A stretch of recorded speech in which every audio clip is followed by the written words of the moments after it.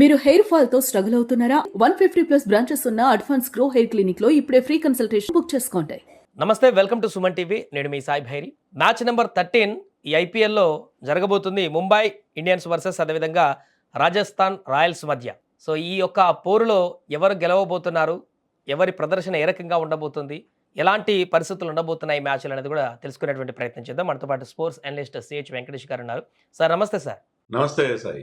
Mumbai Indians versus Rajasthan Royals, చిచ్చరు పిడుగు versus seniors team అన్నట్టుగా కనబడుతుంది.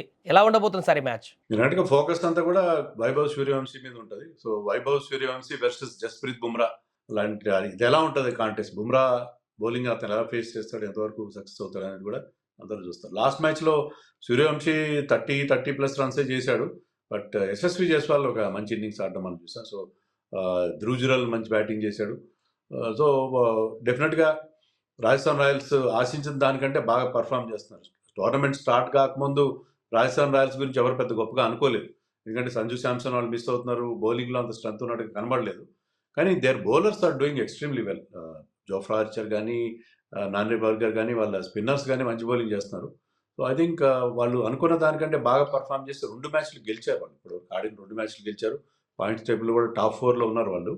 వెరాజ్ ముంబై గురించి చాలా ఎక్స్పెక్టేషన్స్ పెట్టుకున్నాం మనం. ముంబై ఈసారి చాలా స్ట్రాంగ్గా ఉంది. చాలా అంటే చాలా ఫైర్ పవర్ ఉంది వాళ్ళ బ్యాటింగ్లో. బౌలింగ్లో కూడా బుమ్రా లాంటి బౌలర్స్ ఉన్నారు, స్పిన్నర్స్ బాగున్నారు అనుకుంటే బుమ్రా సెకండ్ మ్యాచ్లో వాళ్ళు ఓటమి చవి చూడడం మనం చూసాం.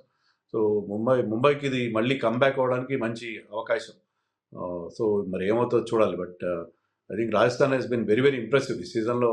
దే ఆర్ ఎక్సీడింగ్ ఎక్స్పెక్టేషన్స్ నాకు అనిపిస్తుంది. రెండో మ్యాచ్లో ముంబైకి కెప్టెన్ హార్దిక్ పాండ్యానే దూరం అయినటువంటి పరిస్థితి, దాని ఇంపాక్ట్ కనిపించినట్టుగా ఉంది. అందుకే ఓటమి పాలైంది అన్నట్టుగా కూడా కనపడుతుంది.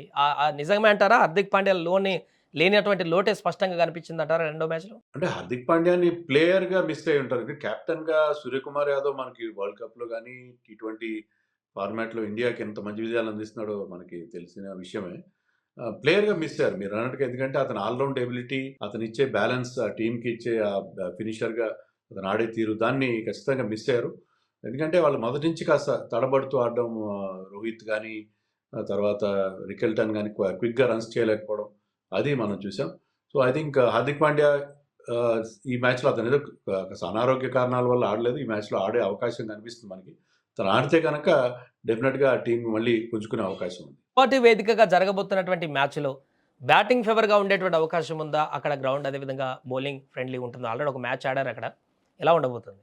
గౌహటిలో ఏంటంటే కొన్నిసార్లు కొన్ని పిచ్ల్లో మీకు బ్యాటింగ్కి ఎక్కువగా అనుకూలంగా ఉంటాయి, కొన్ని బౌలింగ్కి అనుకూలంగా ఉంటాయి. But I think batting generally speaking ఈ వరల్డ్ కప్లో మనం చూస్తుంది ఏంటంటే అన్ని వెన్యూస్లో కూడా బ్యాటింగ్కి చాలా ఎక్కువ ఫేవర్గా కనిపిస్తున్నాయి. బట్ లాస్ట్ టైం ఇక్కడ వాళ్ళు ఆడినప్పుడు, ఫస్ట్ మ్యాచ్ ఆడినప్పుడు there was something for the bowlers Nandre Burger కానీ, జోఫ్రా ఆర్చర్ కానీ చాలా మంచి బౌలింగ్ చేశారు. There was something for the bowlers. అలా ఉండడం మంచిది. ఎందుకంటే కంప్లీట్గా బ్యాటింగ్ డామినేటెడ్ మ్యాచెసే మనం చూస్తాం, సిక్సర్ల జోరు చూస్తాం. కానీ అది చూడడానికి బాగానే ఉంటుంది. కానీ ఓవరాల్గా ఏంటంటే మ్యాచ్ బాగుండాలి, గ్రిప్పింగ్గా ఉండాలి, 2 టీమ్స్కి కాస్త కూస్త హెల్ప్ ఉండాలంటే there should be battle between bat and ball. అలా ఉంటేనే బాగుంటుంది. రెండు టీంల బ్యాటింగ్ లైనప్ని కంపేర్ చేస్తే ఎలా చెప్పొచ్చు అంటారు సార్? ఇటు రాజస్థాన్, అదేవిధంగా ముంబై, ఇద్దరు సైడ్ రెండు సైడ్లు కూడా భీకర బ్యాటింగే ఉన్నట్టుగా కనపరుస్తుంది. బట్ కంపేర్ టు ఏ యొక్క బ్యాటర్స్ కొంత స్ట్రాంగ్గా ఉన్నారు? ముంబై బ్యాటింగ్ ఆన్ పేపర్ స్ట్రాంగ్గా ఉంది. కానీ మీకు తిలక్ వర్మ ఇంతవరకు ఫామ్ అందుకోలేదు.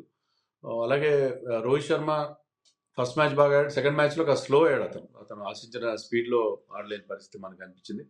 వాళ్ళకి తర్వాత నమన్ధీర్ కానీ ముంబై మిడిల్ ఆర్డర్ కొంచెం షేకీగా నాకు అనిపించింది. వెరాజ్ వీళ్ళు కూడా రాజస్థాన్ కూడా టాప్ 3 చాలా బాగున్నారు. వైభవ్ సూర్యవంశీతో పాటు Yashasvi and Dhruv Jurel, they are in great form. ఆ తర్వాత హెట్మైర్ లాంటి వాళ్ళు ఇంకా ఫామ్ అందుకోవాల్సిన అవసరం ఉంది. అలాగే జడేజా నుంచి కూడా మనం ఆ బ్యాటింగ్ ఎబిలిటీ ఇంకా చూడలేదు. బౌలింగ్ బాగానే చేస్తున్నాడు అతను. బౌలింగ్లో కూడా ఫస్ట్ మ్యాచ్లో చేసినట్టుగా సెకండ్ మ్యాచ్లో చేయలేదు. సెకండ్ మ్యాచ్లో ఇట్ వాజ్ ఎక్స్పెన్సివ్. జడేజా నుంచి తర్వాత మిగతా మిడిల్ ఆర్డర్ డోనోవన్ ఫెరేరా లాంటి మిగతా బ్యాట్స్మెన్ నుంచి కూడా రన్స్ రావాల్సింది. సో 2 టీమ్స్ కొద్దిగా టాప్ హెవీగా అనిపిస్తున్నాయి నాకు.